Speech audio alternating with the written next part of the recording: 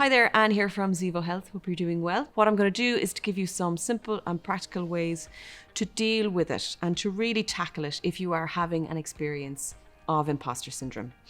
So first of all, going forward, when we are looking at something in our lives that we want to change, or we're dealing with something that's causing some stress or anxiety or pressure, what a really important thing to remember is to focus on this idea of care and compassion towards ourselves.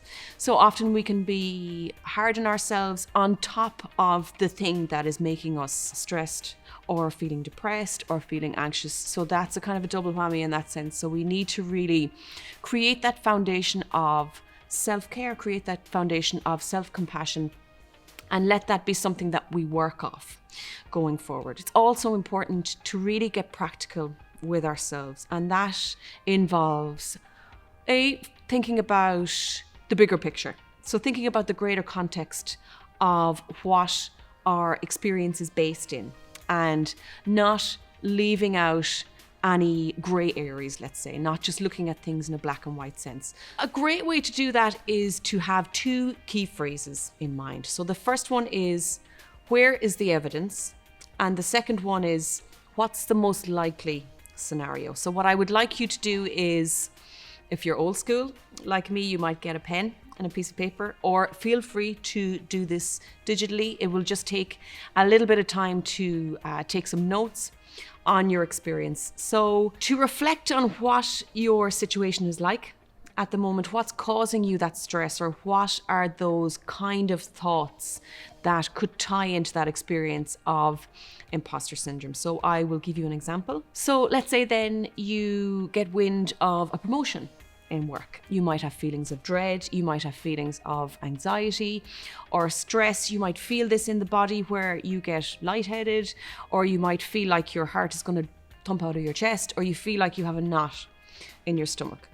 Very, very important to write down every stage of the sequence within this, okay? To really get an idea as to what the experience is like. So to take it out of your own subjective experience and put it on, like I say, the piece of paper or on the laptop screen. As much detail as possible. So that's when those key phrases come into play. What's the most likely scenario, and where is the evidence for that? So with this, you're going to need to get a little bit objective. So you're going to need to take yourself out of yourself, if that's possible, and to look at your situation as if you were looking at somebody else's. And this then is where the bigger picture comes in, the greater context. These are natural processes. To have an experience of imposter syndrome, it's very normal and a very natural thing. It is important that you really instill that sense of care and compassion towards yourself and have that as a foundation going forward when you are getting involved in the practical work. So that's it for the topic of imposter syndrome. Thank you so much for joining me in this masterclass video series. I would love to hear from you. If you have any questions or comments or anything like that, please email hello@zevohealth.com.